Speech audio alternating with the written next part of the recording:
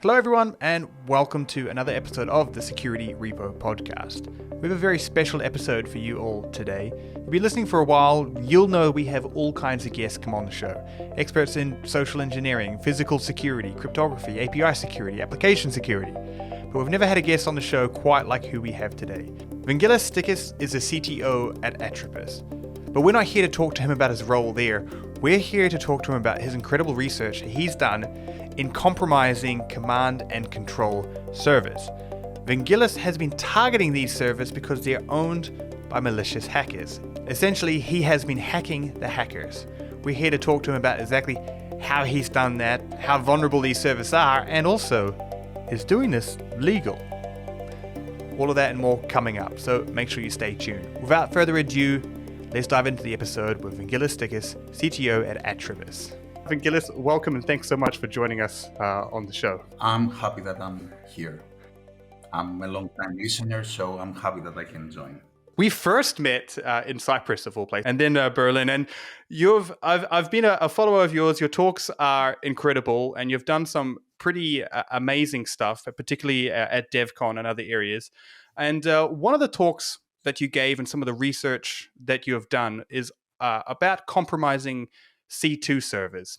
So this is really interesting, and I want to dive into it. But I want to start somewhere simple, and I want to start at what is a C2 server for people that may not understand, and what is it? What's significant about this? Well, C2 or CNC or command and control server is considered a server that is being used by a threat actor or an attacker or whoever to control one bot, one zombie bot. So it's the server that is used to send, to exfiltrate and send commands to the bot to do what it has to do. Why go after C2 servers? What kind of made you want to go down this? So they're obviously being used by bad guys, by criminals. For what on earth gave you the idea to go ahead and and try and take over some of these? First of all, that's a really good question. I want to make sure that there are C2s that are not being used by bad guys. There are C2s that are being used by legitimate users or even red teamers. I'm not going around hacking random people.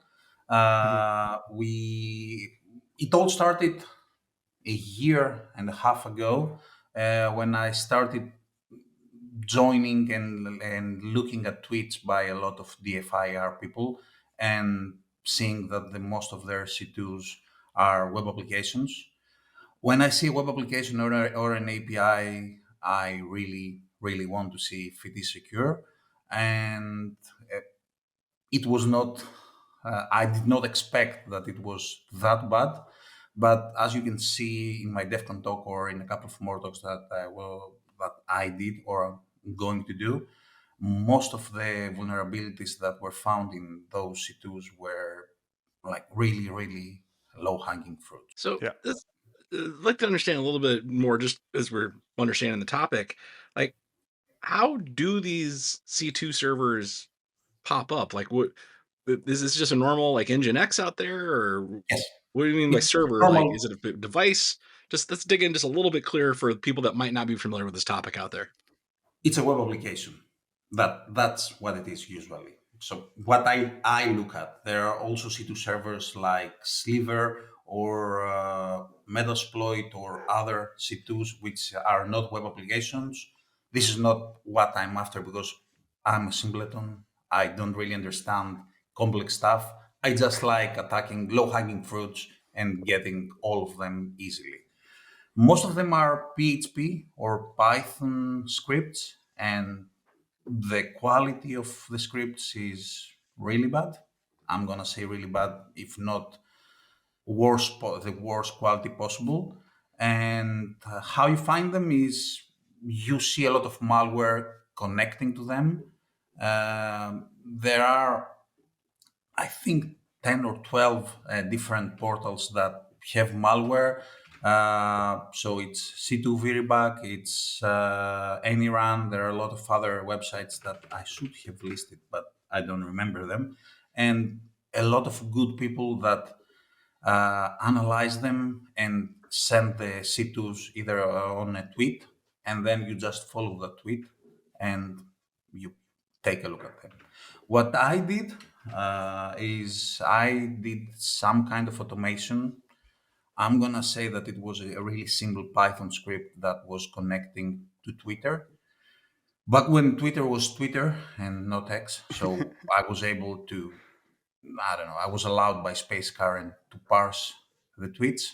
So I was parsing a lot of good people's DFIR tweets. So it's G Worm, it's Bandis Guy the Fox, it's a lot more people that I afterwards learned and have communication with them. And I was parsing that plus a couple of more RSS feeds plus some JSON feeds, and uh, then starting scanning them and automatically pawning them, because if you follow my DEFCON talk, you're going to see that there are some vulnerabilities that were found in certain panels. So what I did was, on a couple of them, I was pawning them. I was adding a web selling there and destroying partially their data. I wasn't destroying all of their data, because if I was to destroy all of their data, they're going to understand that something was wrong and fix it immediately. So I was destroying initially like 20 to 30% of them. Then I got greedy and said 60 to 70%, and then they understood that something was way off.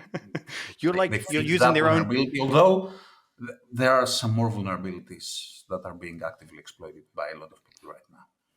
So, because you're kind of using their own tricks against them to try and get Yes, decent footholds and log into it, yes, and not quite show all your cards at the start. yes. So, and there were some other, one of them, I can name it, smoke loader, that I had access. And when I talked in DEF CON after a couple of weeks, they blocked my access to their panels, but they didn't block my access to their backend panels. So I still have access on their backend panels, which is really funny. But Hopefully, no one that's maintaining smoke loader is listening to this. well, We want to they are persist that good act. for them.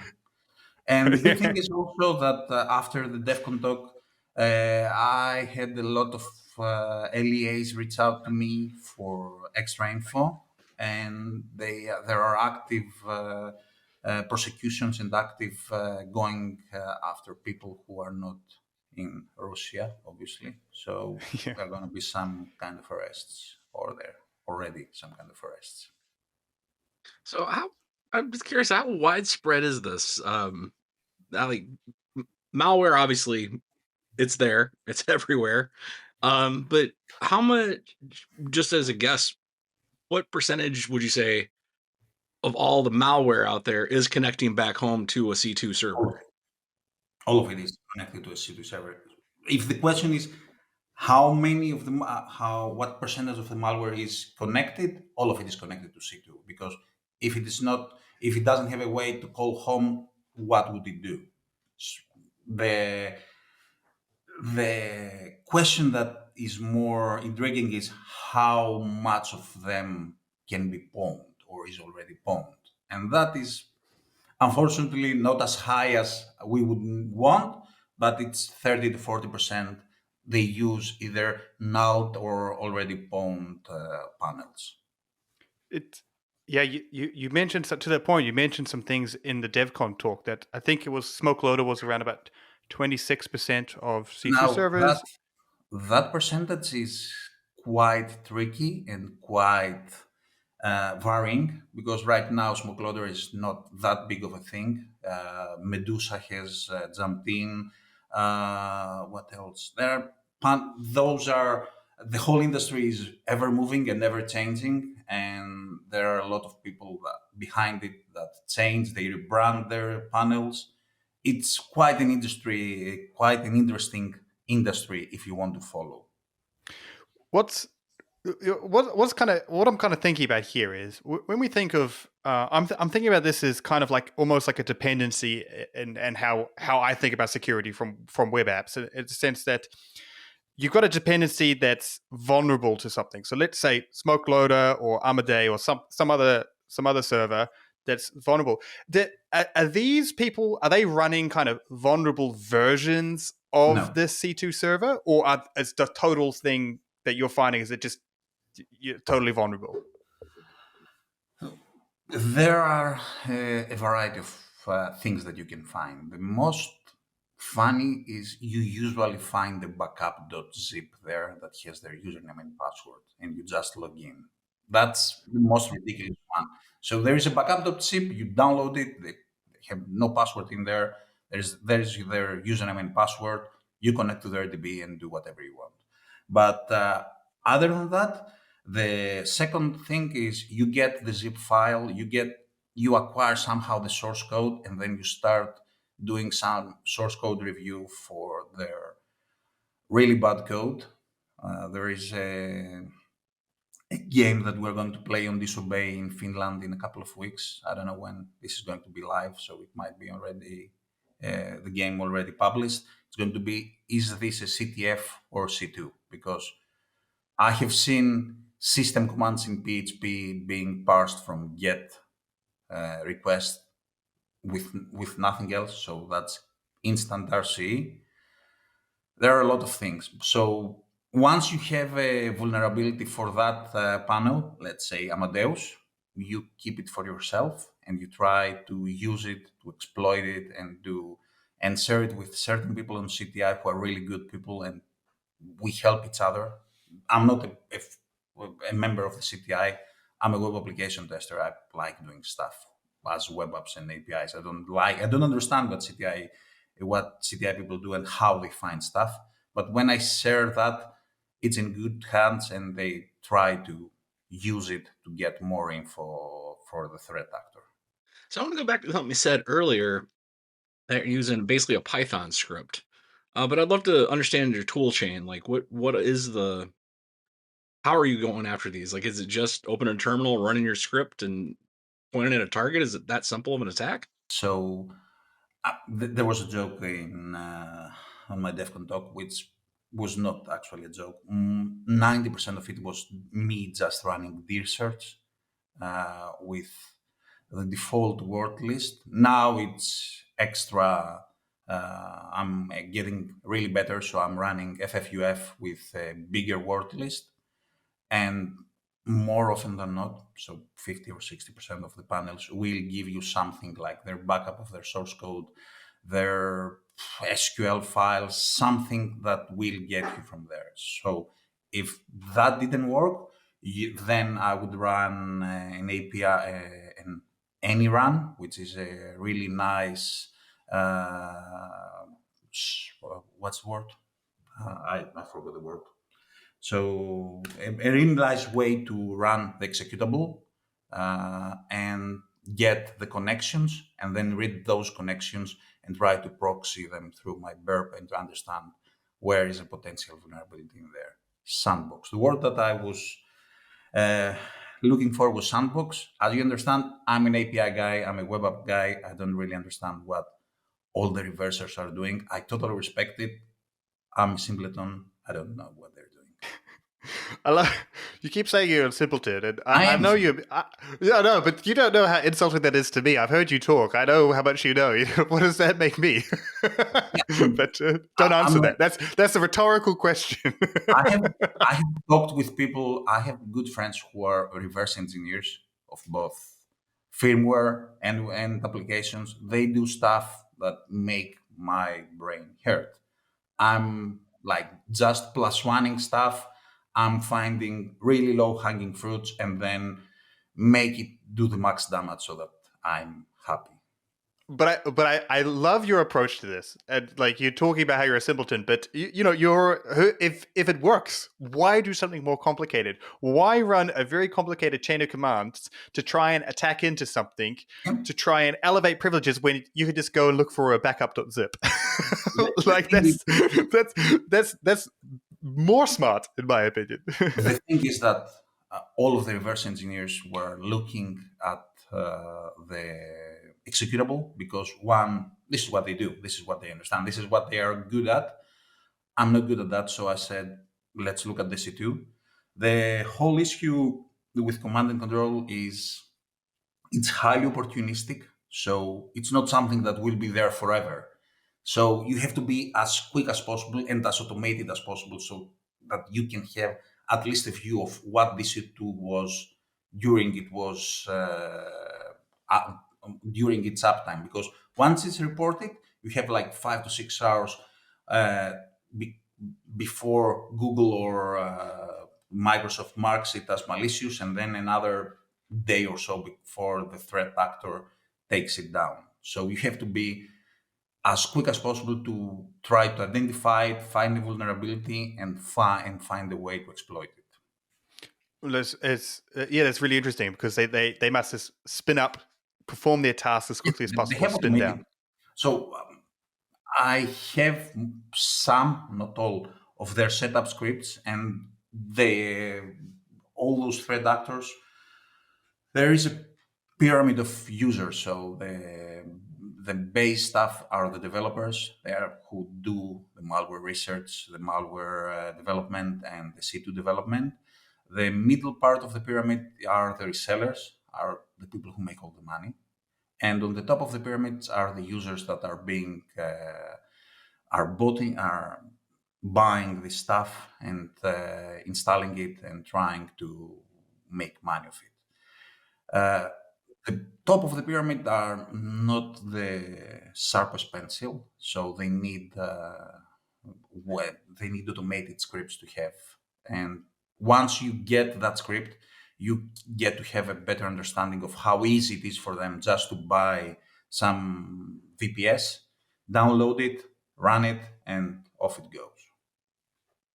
Yeah, because I mean, this is basically the next question that I wanted to ask you because I talk a lot when I'm speaking about how hacking groups operate more like businesses, and that they're segmented out into different areas, and you have different types. And this is essentially what you're talking about, where there's these different levels of bad guys. They're vendors selling their systems. There's people using it, and then there's the final group of people like selling it or buying it. Yes, and the other part that I wanted to state is that those guys are usually on the CAS, on the Confederation of Russia, or however you want to name it. So they are above the law, above at least our Western European and US law. And I was joking that I was fearing that I would have a black van outside my home or whatever.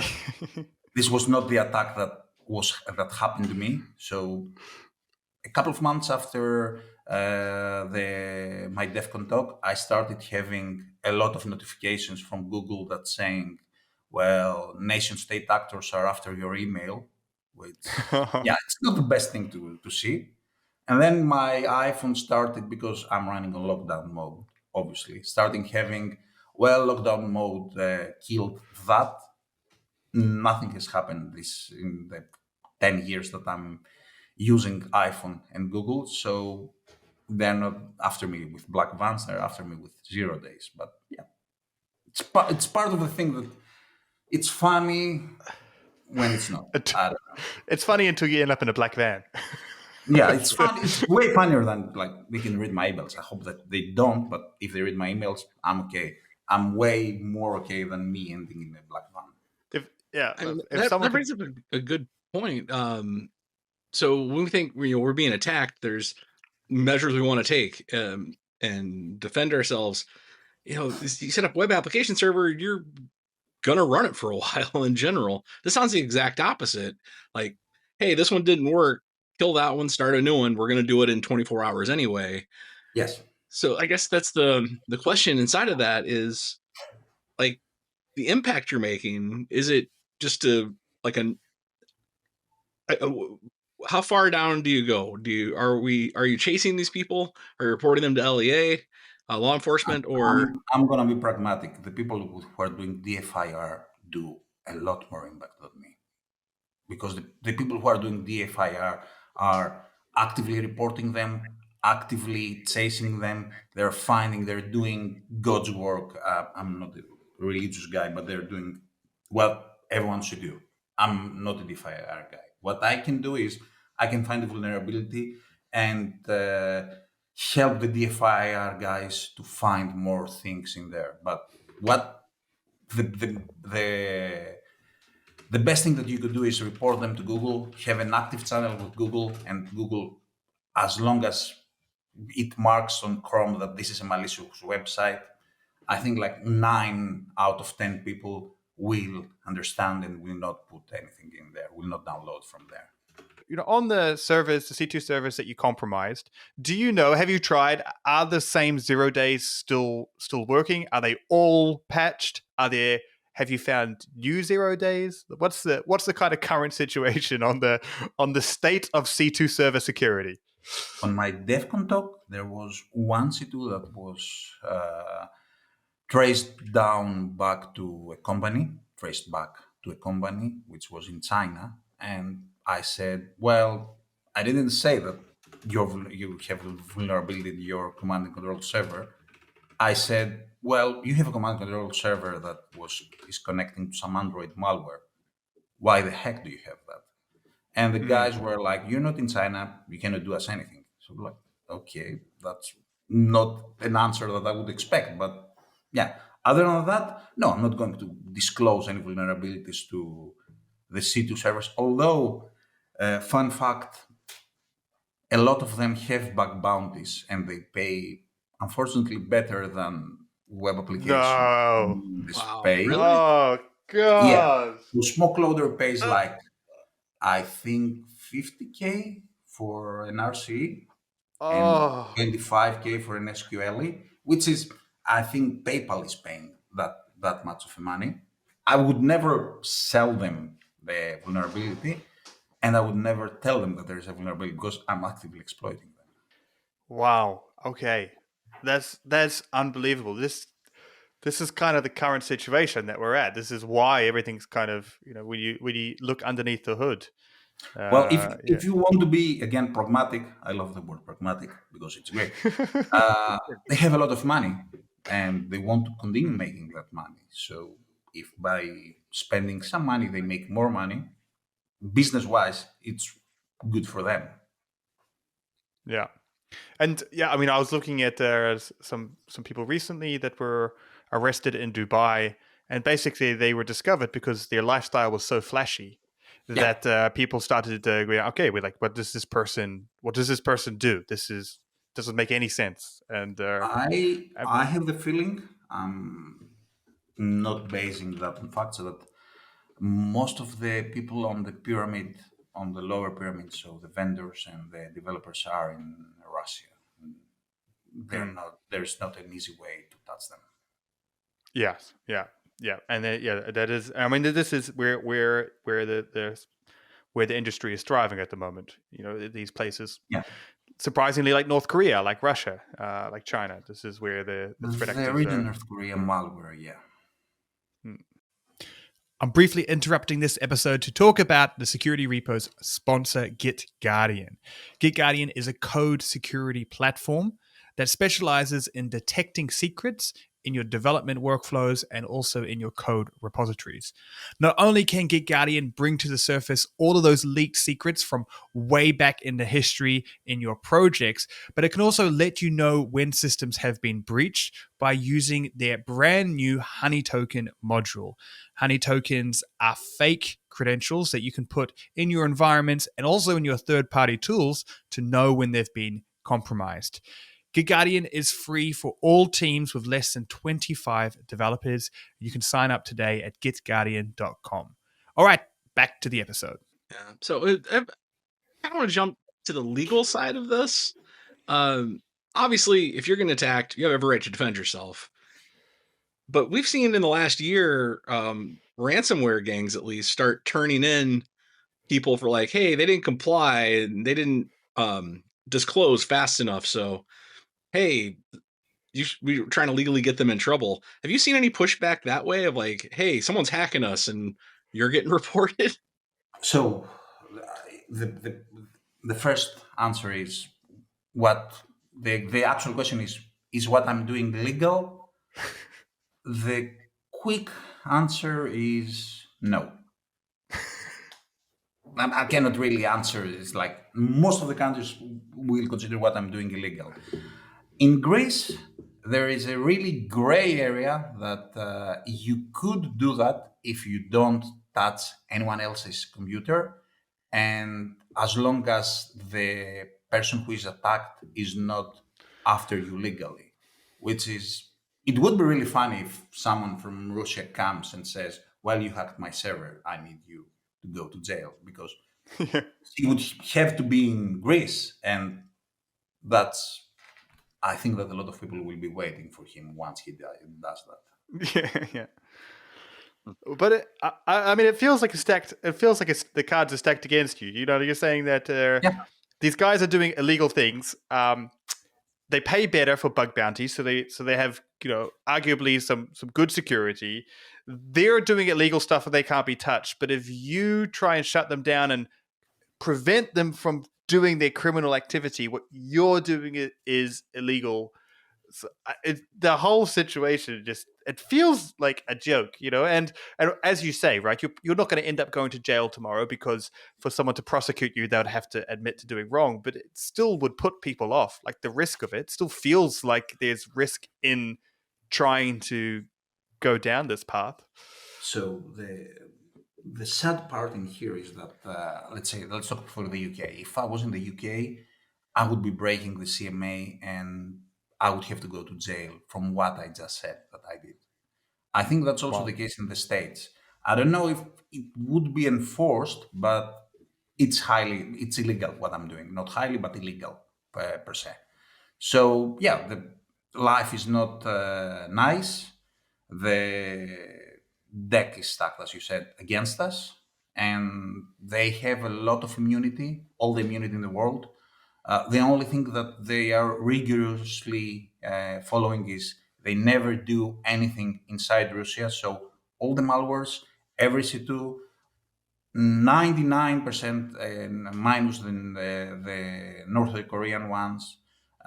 If you talk to it from a Russian IP, it will respond no, don't do it. It will return a 403 because they don't want to have legal problems in their country. And if you start hacking stuff, you have to be extra careful not to do something that will push you into jail.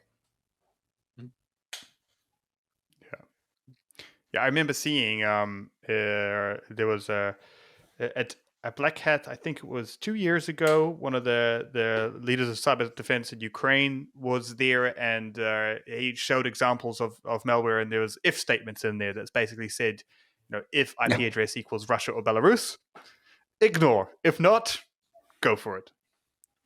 yeah, that's the Um, case.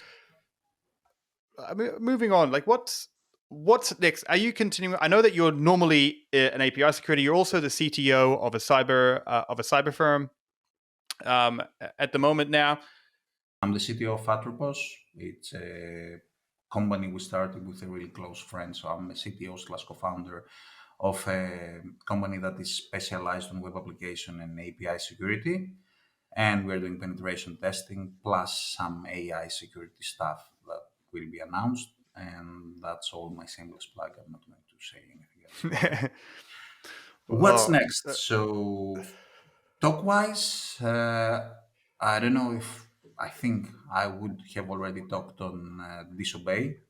I'm going to do my part two of the malware talk on disobey. I will talk about four new panels and C2s that were pwned and tracked down to the threat actors on how we do it, how I did it, and what was the obvious low-hanging fruits that were found. I will also talk a little bit on the ethical stance of what I'm doing and how it's being done, and how the LEAs reached out to me, and that the black van as a hypothesis was wrong. As I said, they're going after you with other reasons. And the other big project that I'm running, I'm having a couple of API things on medical devices and on photovoltaic stuff that are disclosed. So I'm waiting for them for a year to be fixed so that I can publish them. And will try to do a new talk on ransomware C2s. I still don't know if this is something that I want to present or will present because the stakes in there are really high, and we will see. Yeah, really true. I'd love to. I'd love to hear that. I'm eagerly awaiting the Well, next I'm also talk. would love to talk about the ransomware, but most of the people told me that this is not the best idea in not so many Higher words. chances of getting in a black van. Is this the equation that you're robbing Well, on? well, the ransomware industry is, I think, 100 times more money than the malware industry. So, yeah, we will see. I don't know yet. Yeah, yeah. More Yeah, money, bigger vans, more vans. that's a whole other conversation. But we don't want to hold you all day. Thank you very much for your time so far. But in wrapping things up here, we play a little game every one of these episodes of the Security Repo podcast. Best advice, worst advice. So we're trying to do a public service here for the security community and for those, especially for people that might be fairly new to security. What's the one best piece of advice that you've ever given or been given? And then we'll follow it up by asking you what the worst piece of advice you've ever heard is. But let's start with the good. So the best advice, I really am a big fan of House MD. So everybody lies.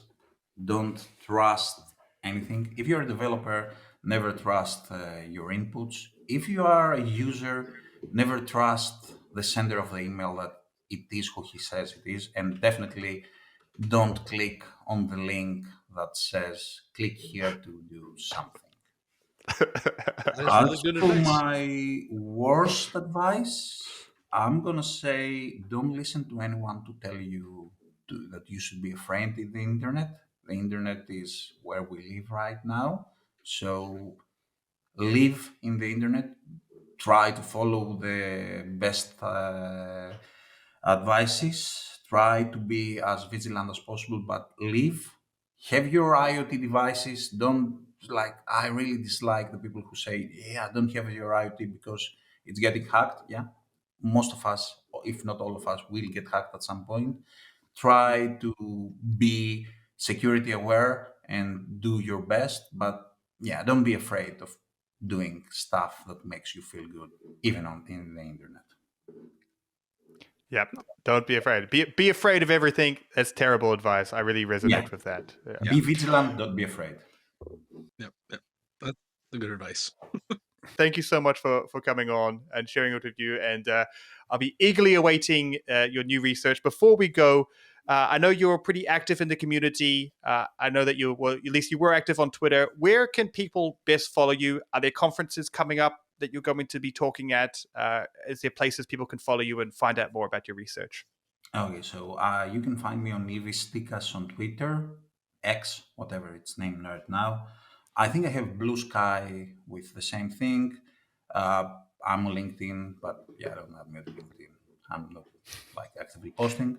I have a lot of talks coming up. So Disobey, then it's Semaphore on Poland. There are 4 or 5 B-sides talks. I don't remember them. So it's gonna be around in this year. I'm always trying to talk on B-sides Athens and B-sides Sofia because those are the only B-sides that are within driving distance to me. And yeah, that's about it. Awesome. Well, we'll put links to all of that in the show notes. So anyone listening that's trying to figure out how to spell your name, don't worry. There's a link. There's a link down below. Yeah, also follow Atropos AI, which is my company, because we're going to publish a lot of interesting research about APIs. And we will make sure that we put that in here. Thanks so much for coming, and we hope to have you on the show again in the future. Thank you for having me.